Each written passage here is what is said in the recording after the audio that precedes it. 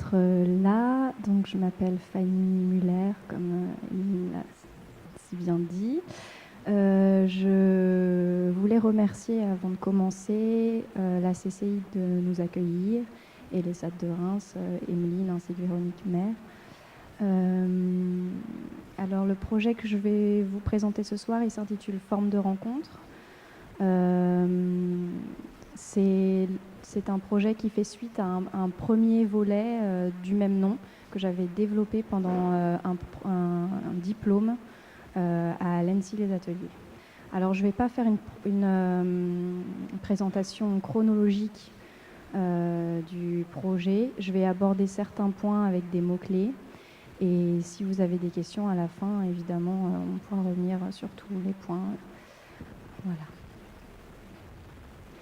Alors, au départ, bien avant le projet en question, il y a un intérêt chez moi que j'ai développé justement pendant ma scolarité à l'ENSI. Je suis aussi passée par Olivier de Serres, juste pour resituer. Un intérêt qui est celui de mettre en rapport des éléments, qu'ils soient graphiques ou volumiques. J'aime bien travailler en graphisme parce que c'est facile, pas facile à faire, mais disons matériellement parlant, de composer. On peut très rapidement arranger des lettres, des caractères, travailler avec des images, des textures nettes, floues, des contours, des lignes, voilà, des éléments volumiques aussi. Tout peut rentrer dans une composition. Là, c'est un exemple de carte postale que j'ai réalisée. C'est juste... voilà, je ne rentre pas dans les détails, mais quelques images pour illustrer ce propos. Et en fait, je fais un peu la même chose avec les objets qu'avec le graphisme, c'est-à-dire que j'essaye de composer, ou du moins j'empile.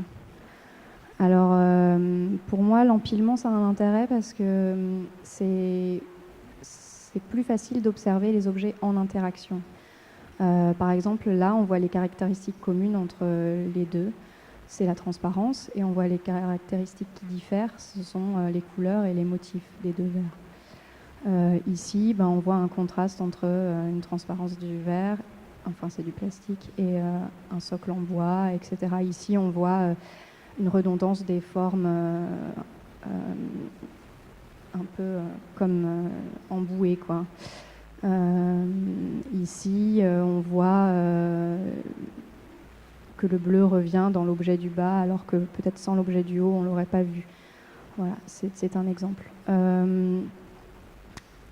Si ce n'est pas de l'empilement, c'est au minimum un rapprochement d'éléments qui permet la comparaison des choses.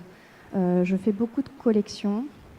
En collectant et en rapprochant, on se rend compte de ce qui revient. Voilà, une couleur, bleu, jaune, une façon d'utiliser la rayure, différentes manières de représenter une tasse. Voilà, bon, ça c'est encore une fois là pour en introduction. Mais ces assemblages, pour y revenir, sont pour moi une sorte de principe créatif, une espèce de mise en mouvement. Ça initie un processus de création. J'empile et il y a plein d'idées qui arrivent. C'est finalement assez simple, hein. On pose, on regarde, on échange, on pose, on regarde. Mais ça crée de l'espace en soi, c'est-à-dire on obtient une grande quantité de pistes à partir de l'assemblage. Ça, ce sont des assemblages que j'ai fait lors la première fois que je suis allée sur ce territoire-là. Donc, pour mon projet de diplôme, le volet précédent de ce que je vous présente ce soir. Alors, il y a quelque chose, en fait, on sait pas, avant de le faire, on ne sait pas ce qu'on va découvrir. Ça permet une découverte. Et ça permet aussi de rendre lisible, de montrer, de communiquer. Une fois qu'on l'assemble, on peut faire voir aux autres « Ah, mais en fait, ça, c'est une piste. »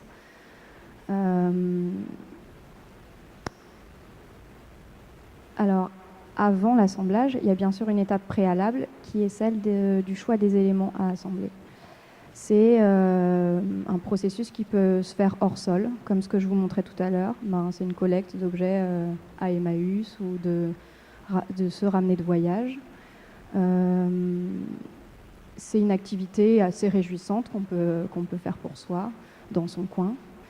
Mais là où ça prend plus d'intérêt pour moi, c'est quand elle est projetée in situ et qu'elle s'inscrit sur un territoire. Et c'est de là que part voilà tout. Quand on empile sur un territoire, on joue avec les gammes des autres. Et moi, ce qui m'intéressait, c'était de jouer avec les gammes de différents fabricants.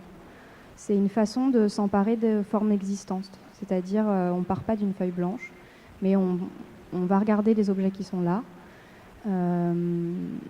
Et on essaye de s'en emparer. Alors, en principe, quand on arrive sur un territoire, on fait un inventaire des techniques de production. Qu'est-ce que peuvent faire ces entreprises? En l'occurrence, là, je vais rencontrer des potiers, ça ne vous a pas échappé. Oui,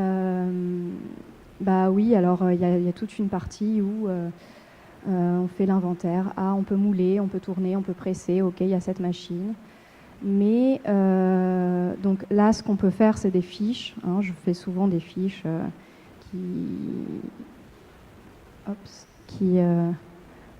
c'est bizarre.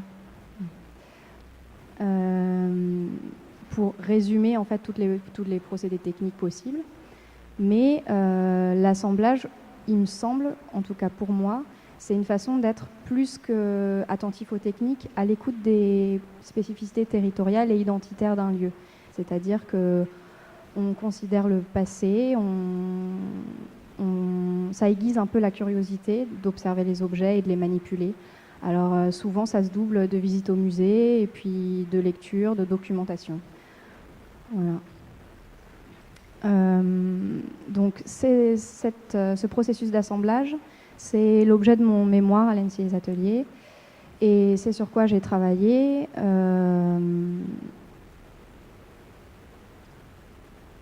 et que j'ai réutilisé dans le projet développé dans le cadre de HR10. Mis à part l'assemblage, il y a un autre ingrédient dans le projet, les deux projets dont je vous parle, c'est le facteur humain. En fait, quand on s'immerge sur un territoire de production, on va visiter des ateliers, des usines, on comprend des techniques, mais les visites qui vous sont faites, vous sont faites par des gens qui ouvrent la porte. Et c'est assez difficile d'en rendre compte visuellement, mais en fait, quand la compréhension d'un lieu, elle passe par le filtre de l'individualité de la personne qui va nous faire visiter ces lieux. Donc, en parlant avec des fabricants, on sent quelles sont leurs envies, quelles sont leurs impulsions, qu'est-ce qu'ils explorent ou pas. Quand on pose des questions, on sent une plus ou moins grande ouverture. Et puis il y a une attitude plus généralement, moins pour les industriels, mais particulièrement quand il s'agit d'artisans. Dès lors qu'on visite et qu'on les rencontre, on comprend beaucoup de choses sur la manière dont sont façonnés les objets. Parce qu'en fait, ils sont façonnés à la main, et la main, c'est le geste, et ils mettent directement d'eux dans les formes aussi. Il y a quelque chose du caractère formel qui est en lien avec le caractère de la personne. Alors, si je prends les 3 potières avec qui j'ai travaillé, il y a Marie-Ange qui a un rapport à la poterie extrêmement expérimental. Il y a Sylvie et Katia qui ont un rapport plutôt dans la continuité de la tradition, mais assez modeste, disons, très doux. Et c'est aussi la façon dont elle se comporte. Et il y a Peggy qui elle, est plutôt dans une continuité de la tradition aussi, mais de l'art populaire. Et tout ça a fait l'objet de textes, et je me suis rendu compte que d'écrire sur les personnes rencontrées, c'était un point important des phases amont du projet. Donc l'assemblage, d'une part, la rencontre avec l'humain et essayer d'en rendre compte d'autre part. Je fais à ce niveau-là une petite parenthèse, c'est qu'il y a des gens qui n'ont pas envie de vous rencontrer. J'ai mis du temps à admettre ça, parce qu'en 2016, là c'est la carte de mon premier projet, j'ai voulu provoquer une rencontre entre tous les céramistes d'une localité où ils sont nombreux. L'idée était de produire une collection qui puisse communiquer harmonieusement des qualités du fait main sur cette localité et de l'esprit d'un lieu. C'est la collection qui en est ressortie. Chaque pièce, indépendamment les unes des autres, devait pointer les singularités de chacune des poteries qui s'en répartissaient la fabrication. J'y suis allée au porte-à-porte et j'avais vraiment envie de réunir tout le monde. Au départ, il y a eu 13 établissements qui ont répondu aux sollicitations. C'était la quasi-totalité. Et à la fin, il y en a eu 6 qui sont allés jusqu'à cette étape de prototypage. Une des raisons, c'est que les savoir-faire que je mettais en commun étaient très proches. En fait, c'est que des potiers, que des céramistes. Et quand on essaye de faire se rencontrer des gens qui sont plutôt en concurrence, ça complique un peu les choses.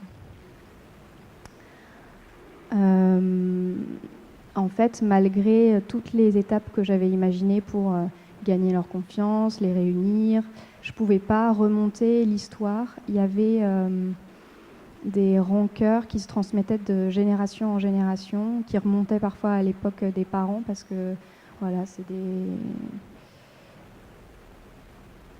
Bon, c'est très lié au lieu et c'est très spécifique à ce lieu-là. Et en fait, comprendre les dynamiques locales, voilà, je crois que c'est un peu trop petit, mais ça prend du temps. J'ai fait une timeline de mes rapports avec cette localité et je me rends compte que j'y vais depuis 2011. En fait, en 2011, j'ai fait un premier stage de 2 semaines, puis un deuxième en 2013. Mon projet de diplôme, il s'est étalé sur quasiment un an, entre 2015 et 2016. Et là, dans le cadre du prix IDIS, c'était décembre 2017 aujourd'hui. Donc, juste que vous gardiez cela à l'esprit, faire un projet sur un territoire, c'est... il faut... Alors, pas forcément habiter les lieux, mais en tout cas s'y rendre de façon répétitive et régulière, parce que ça prend du temps. Heureusement, pour le projet IDIS, j'étais arrivée à une étape où j'avais déjà des potiers qui étaient volontaires. Parmi tous ceux-là que j'avais sollicités dès le départ, il y en a 3 qui ont répondu positivement. Et il y avait aussi, il fallait fournir une attestation d'engagement pour pouvoir postuler, candidater en fait au concours. Donc ça les a déjà fait réfléchir davantage. Et ceux qui ont signé cette attestation et qui ont en quelque sorte fait partie du dossier de candidature avec moi étaient vraiment des personnes qui avaient envie. Alors qu'auparavant, j'essayais de convaincre des personnes qui n'avaient pas forcément envie. Voilà. Donc, on y arrive. Ce qui s'est passé pour le projet à la chaire IDIS, eh bien, c'est une rencontre entre plus seulement des potiers uniquement, mais j'ai proposé d'élargir à une rencontre céramique et textile, donc 2 matériaux, 2 localités, l'Alsace et la Lorraine. Alsace du Nord pour les potiers, Vosges pour le textile. Et du coup un dialogue qui réunit l'artisanat et l'industrie. Voilà. Juste pour dire que c'est assez étonnant, mais que ce projet curieux, réjouissant je pense, a réuni exclusivement des femmes. Et en fait je crois que ça dit beaucoup sur l'ouverture d'esprit, en tout cas la prise de risque ou la curiosité envers la nouveauté. Voilà. Elles étaient plutôt intéressées pour travailler avec un designer. Alors, sur le projet, On parle de rencontre et il faut créer les conditions d'une rencontre. Donc une démarche in situ, elle est nécessairement adaptée et spécifique à chaque territoire. Il n'y a pas vraiment de recette. On tisse avec le territoire, on tisse avec les ressources, qu'elles soient matérielles ou immatérielles, c'est-à-dire les possibilités techniques, le budget, la logistique, donc ce qu'on peut faire, et aussi immatériel, c'est le temps, les envies de chacun, les engagements de chaque partenaire. Donc c'est toujours assez complexe dans la mise en œuvre. En fait, plus que du design, on réfléchit vraiment à tout le cadre, dans quel cadre on va se rencontrer. Mais c'est assez intéressant. Je vous fais un petit déroulé rapidement mais c'est pas une recette que je vous donne, mais de comment est-ce que nous on s'est rencontrés là dans le cadre de ce projet-là. Donc il y a d'abord une prise de contact. Alors pour les industriels, il a suffi de leur téléphoner. Pour les potiers, c'était vraiment quelque chose où je me rendais chez eux, on discutait, voilà, beaucoup plus direct.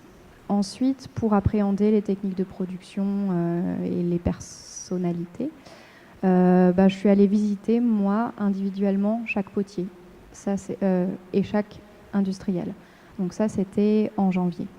Ensuite, il y a eu des rencontres entre les potières et moi, sous forme de réunion.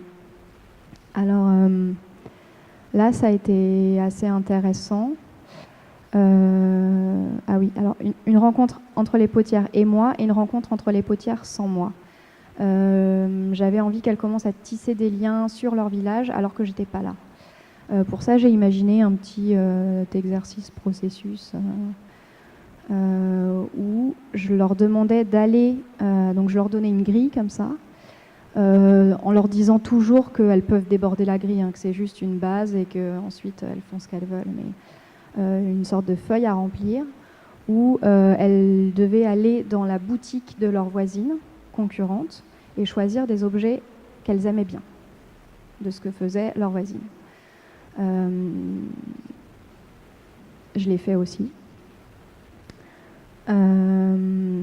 Du coup, pour une première réunion tout ensemble, on s'est retrouvés avec une sélection d'objets. Voilà. Et les réunions ont eu lieu parce qu'on n'avait pas d'espace dans les ateliers de chacune. Alors, il faut savoir que ça aussi, c'était quelque chose de complètement nouveau parce qu'elles n'étaient jamais rentrées dans la boutique de leur consoeur et jamais rentrées dans l'atelier, la face cachée un peu.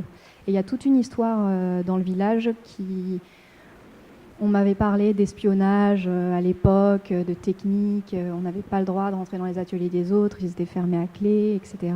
Donc là, j'ai trouvé qu'il y a eu quelque chose qui s'est passé à partir du moment où on est allé dans l'atelier de l'une.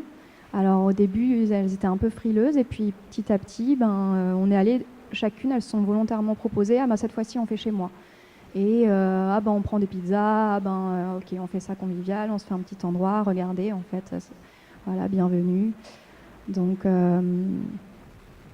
ça, c'était chouette. Donc pour revenir au petit exercice, là, elles avaient sélectionné des objets, et à partir de ça, on a lancé la discussion, on a expliqué pourquoi on aimait bien, on a abordé un peu toutes les dimensions des objets en même temps. Et puis c'est rassurant parce que du coup, on parle de technique, on parle d'usage, on parle de couleurs, et on voit que ce que l'autre fait, c'est pas du tout la même chose que nous en fait. Alors là, ils sont regroupés, donc il y a une poterie, une seconde, une troisième. Dans l'ordre, c'est poterie Gressel, poterie Verligne et poterie Lehmann. Et du coup, l'autre est plus un ennemi dangereux. Et ça, c'était vraiment important, cette étape pour moi, de créer entre elles une espèce de confiance. Voilà. Et à partir de ces objets-là, ils ont servi de panel pour commencer des assemblages. Et donc on s'est mis à assembler avec du textile que j'avais rapporté des usines des Vosges. Voilà. On a assemblé des objets, donc de la terre cuite avec du textile. Et là, pareil, brainstorming. Donc ce qui est intéressant dans l'assemblage, et que je n'ai pas évoqué tout à l'heure, c'est que comme c'est un mode d'action d'une grande simplicité, en fait, c'est facile à mettre en place et tout le monde peut le faire. Du coup, on peut aller assez loin dans les possibles, ensemble. Voilà, on partage ses pistes, ses idées, voilà, et on en fait, on peut en faire plein. On peut s'arrêter sur des futurs usages, on peut s'arrêter juste sur « ah bah là ça s'accroche, ah bah comme ça on pourrait positionner le textile de cette façon, ah bah là ça laisse une place pour la main ». Il y a aussi toute la dimension textile, ah bah en fait le textile il est rugueux, la céramique elle est lisse, et voilà, par la manipulation on est vraiment on entre dans une espèce de familiarité. On peut aussi s'arrêter sur des détails esthétique en fait, quelle est la couleur, est-ce qu'il y a des échos, est-ce que ça va bien avec, ce genre de choses. Donc après ce temps fort, il y a eu forcément plusieurs rencontres entre les potières et moi, une fois par mois, et entre-temps on travaillait individuellement dans l'atelier de chacune, donc c'est-à-dire moi et Peggy Verling, moi et Marie-Ange Gressel, moi et Sylvie Lehmann. Et on se réunissait à la fin de chaque semaine pour discuter des avancées et de ce qu'on avait fait. Et, voilà. Et les recherches, c'était pas la recherche de quelqu'un, ça servait à avancer le projet dans la globalité. Ensuite, il y a eu une rencontre entre les potières et les industriels textiles, une fois qu'on avait bien avancé les recherches. On est allé à Gérardmer et à Sverdrupt depuis Soufflenheim, donc c'est 250 km. Et on a visité les usines. C'était aussi l'occasion de faire un petit repas qu'on a fait dans une partie des plats qu'on commençait à mettre en place. Et donc un moment convivial. Et après, on a fait un workshop pour commencer à aborder la question du motif textile, parce que y avait cette piste-là, cette envie de travailler les motifs textiles. Alors en textile, on a travaillé, je ne l'ai pas précisé, avec deux industriels, parce que l'un fait du tissage et l'autre est ennoblisseur. Et l'ennoblissement, c'est tout ce qui est les traitements antibactériens, blanchissement, blanchiment, anti-taches, anti-feu, etc. Et aussi les teintures et les impressions. Enfin, les imprimés. Ouais. Voilà, et puis ça a continué. C'est vrai que la distance géographique a fait que j'étais beaucoup plus sur le projet à Soufflenheim. Et aussi parce que j'ai un ancrage là-bas depuis plus longtemps. Mais j'avais peut-être pas assez anticipé que 250 km, ça séparait pas mal. Donc il y a eu moins d'exercices en commun que ce que j'avais espéré. Voilà pour les conditions de la rencontre. Alors après, on a cherché à travailler ensemble. Donc on a empilé. Et on a aussi essayé de faire se rencontrer les techniques dans le processus de fabrication. Du coup, très vite, on s'est mis à faire des empreintes, parce que c'est un peu le degré zéro de la rencontre. Il y a la terre crue, il y a le textile, on emprunte l'un sur l'autre. Il y a un transfert qui se fait sur la surface. Et puis, la terre garde la marque.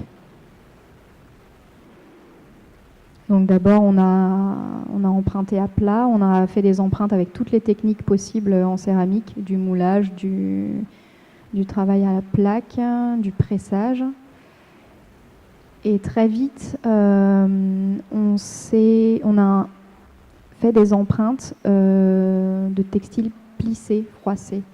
Et il y avait quelque chose qui nous a paru intéressant, parce que il y avait une texture riche et qui accrochait la lumière. Puis, il y a eu un autre niveau de dialogue entre la terre et le textile, après l'empreinte. Ça a été un dialogue plutôt dans la forme, C'est-à-dire qu'à force d'observer un comportement du textile, on a reporté ça sur la terre travaillée à la plaque.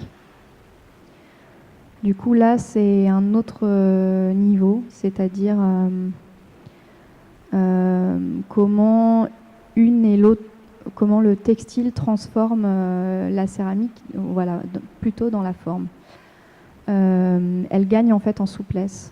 Et à partir de ce moment-là, j'ai encouragé les potières à travailler sur des formes qui soient peut-être moins centrées, comme on fait beaucoup en céramique, c'est-à-dire on fait des formes circulaires, rondes, un peu presque autosuffisantes. Et on a commencé à jouer, à faire des formes qui, parce qu'elles étaient souples, se penchaient vers la voisine. Ça a donné des choses comme ça. On retrouve un peu du drapé, du tissu, alors plus ou moins. Mais voilà. Et là, plus ou moins de déformation aussi, selon la personnalité des potières. Il y en a qui aiment bien déformer, il y en a qui n'aiment pas. Du coup, toujours en essayant de respecter ce qu'elles ont envie de faire autant que ce que je les impulse à faire. Ce qui est important de noter, c'est qu'à cette étape où les formes commencent à se préciser, moi je dessine pas. Je n'ai pas dessiné dans le projet. Je dis pas qu'il faut pas le faire, mais dans la conception en céramique, je trouve ça difficile de rendre un volume. J'arrive pas à anticiper ce que peut faire une forme de révolution ou une forme qui se déploie vraiment dans l'espace, et à chaque fois qu'on la tourne sur la girelle, de toute façon elle change de profil. Donc c'est quelque chose qu'on a plus vite fait, de mettre la main à la pâte, de tester et de tourner autour. Et en fait le dessin il se fait directement dans l'espace avec la maquette. Voilà. Et une fois qu'on a travaillé la terre crue, y a la question de la couleur aussi, parce qu'il y a les émaux. Moi, j'avais traité la couleur en amont. C'est-à-dire que je suis entrée dans le projet un peu par ça aussi, en peinture. Et les tout premiers objets qu'on avait sélectionnés pour les assemblages, celles où elles sont allées dans les magasins des unes des autres, je les ai moi aussi observées et empilées de mon côté, un peu comme des natures mortes. Simplement pour commencer à saisir un peu mieux ce qu'ils étaient et à saisir les rapports entre eux.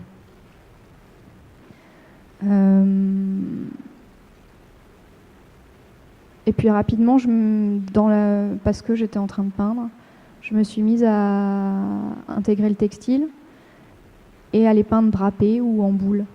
Et c'était plus ou moins en parallèle des premières empreintes qu'on faisait, qui étaient aussi du plissé. Donc il y avait comme ça quelque chose qui se passait entre ce que je faisais moi dans mon coin, ce qu'on faisait ensemble en expérimentant.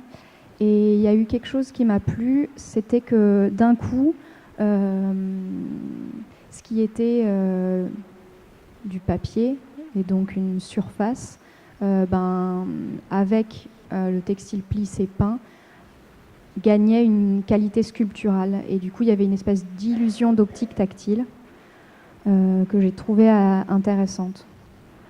Donc, je me suis dit qu'il fallait travailler avec le pli en peinture et à partir des couleurs des objets. La gamme colorée, elle m'est donnée par ces objets-là.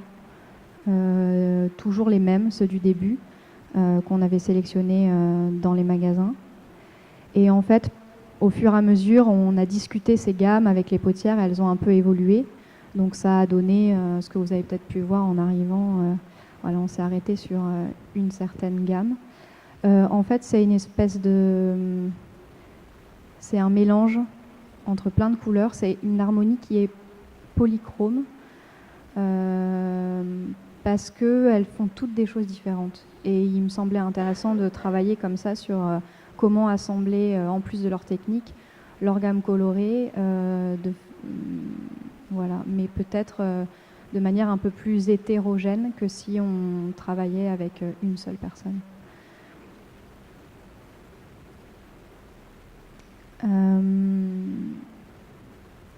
Alors, il y a quelque chose dont je voulais parler, c'est un aspect... bon, en fait, les artisans et les industriels, dans ce projet, ils rencontrent un designer.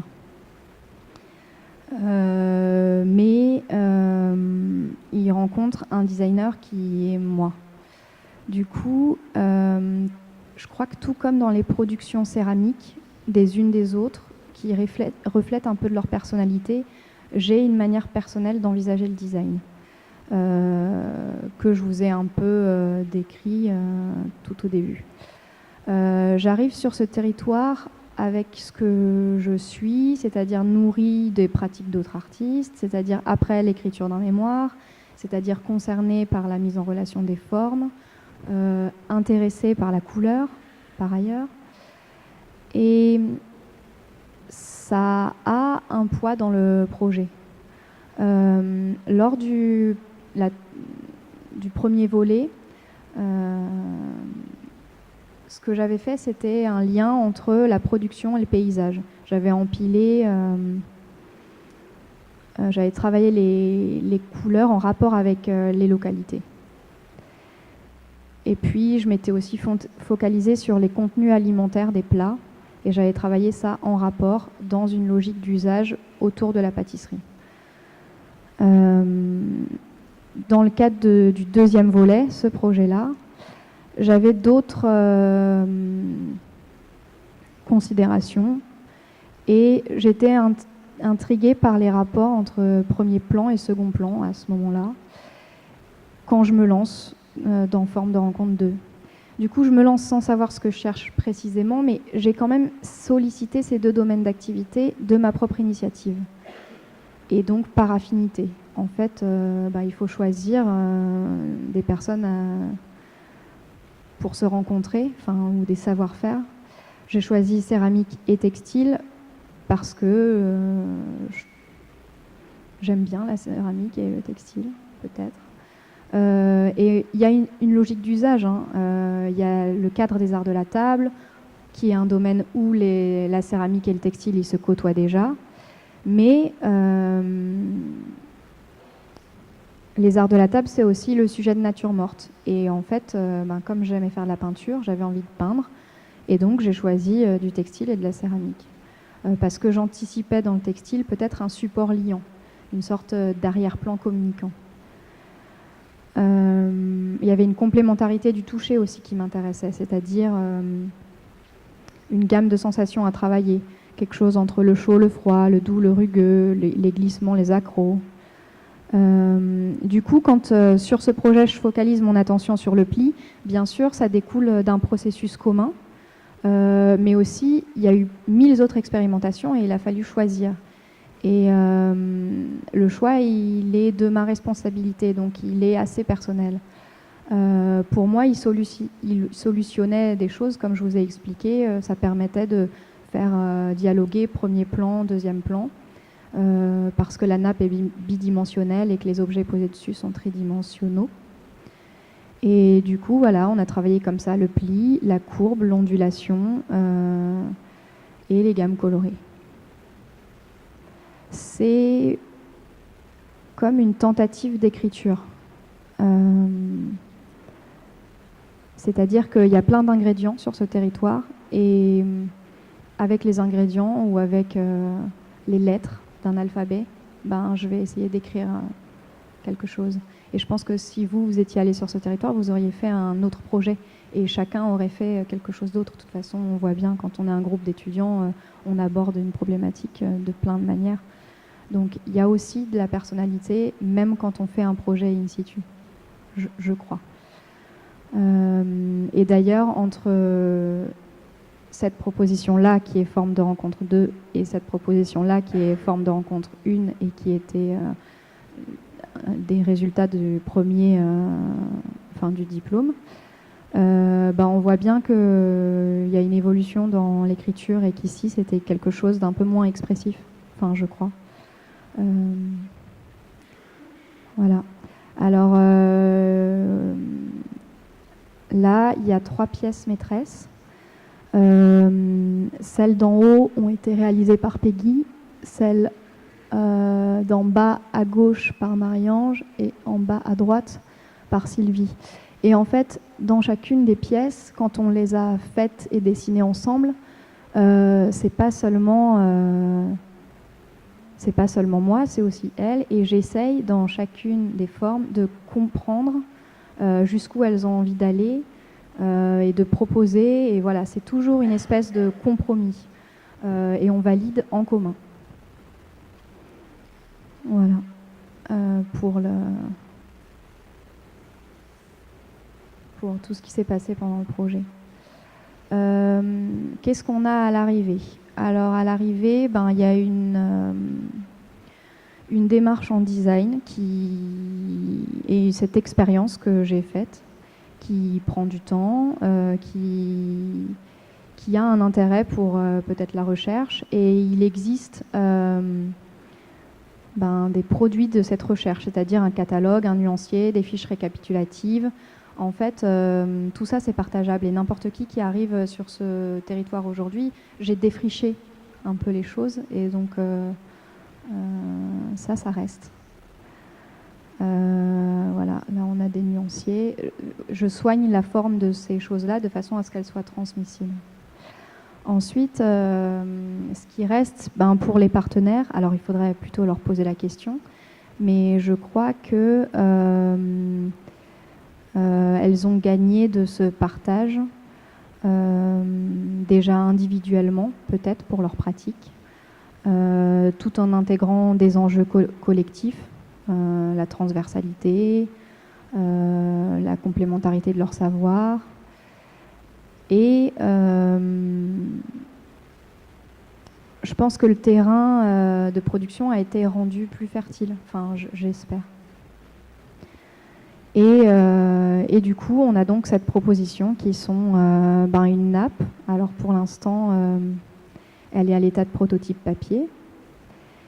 Et elle comporte un motif avec plusieurs tissus plissés qui sont en désordre. Dessus, dessous, c'est un peu un enchevêtrement. Ils sont posés comme un chemin de table, mais c'est pas une narration, c'est pas linéaire. Et ça accompagne le déplacement des objets. Ensuite, il y a évidemment je crois 9 objets différents déclinés dans plusieurs coloris. Donc un panel d'objets céramiques qui vont sur cette nappe-là. Il y aura aussi des serviettes en papier. Je crois que dans l'ensemble, la proposition, elle essaye d'incarner la souplesse qu'on a gagnée chacun en travaillant tous en groupe. Et les déplacements qui ont été effectués dans nos esprits respectifs ou dans nos pratiques, quelque part, ils prennent un peu forme là. En tout cas, j'espère que ça donne à voir ces infusions du textile sur la céramique et vice-versa, parce que le textile se part des couleurs qui sont celles des hémocéramiques. Voilà, détail vu d'ensemble. Enfin, il y a la question de la réception d'un public. Et ça, c'est une étape à laquelle je ne suis pas encore. Mais il faut passer de la démarche du design à peut-être un produit commercialisable. Mine de rien, c'est du travail, c'est ce que je suis en train de travailler en ce moment. C'est important pour valider en quelque sorte, mais à la fois c'est important aussi que c'est pas le contexte commercial qui a été le moteur et qui a dicté les choix qui ont été faits tout au long. Alors éventuellement on essaye de gagner un peu d'argent avec ça, mais ce qui est important c'est la rencontre et en fait c'est plutôt une forme manifeste d'une posture, celle d'aller rencontrer des fabricants. J'aimerais que cette proposition, elle puisse interpeller ou qu'elle puisse donner envie de jouer, mettre des ingrédients à l'intérieur. Si le public s'approprie ça, et ben ça sera gagné, quoi. Enfin, ça sera validé. C'est aussi, je pense, le donner et à réussir le partage au-delà entre les artisans, les industriels et moi, partager avec des usagers. Je pense que ça compte, voilà. Donc en ce moment, évidemment, il y a les motifs des nappes qui sont en train d'être calés. Et du coup, parce que on commence à réfléchir à des produits, il y a d'autres gammes qui arrivent, parce que peut-être que tout le monde n'a pas envie d'avoir quelque chose de multicolore chez lui, et dans ce cas-là, c'est une autre réflexion qui se met en jeu. Donc on fait des gammes de gris, et on fait des gammes de gris et, donc gris et vert, il y aura gris et bleu, gris et rouge. Voilà, tout ça imprimé sur du textile, des Vosges. C'est un peu là que l'état d'avancement aujourd'hui. Voilà. Je ne sais pas si j'ai été claire tout du long, mais je vous invite à poser des questions. Et ce que j'avais envie de faire avec vous, si vous voulez, c'était de se déplacer autour des objets qu'on a mis par terre et de peut-être essayer de saisir par le dessin les rapports qu'il y a entre les pièces et leur arrière-plan. Juste pour vous sensibiliser au fait que parfois dessiner ou concevoir, c'est aussi concevoir l'entourage des choses. Donc si vous avez envie de vous prêter au jeu, ou si vous préférez faire des questions, ou les deux en même temps, c'est possible. Voilà, merci.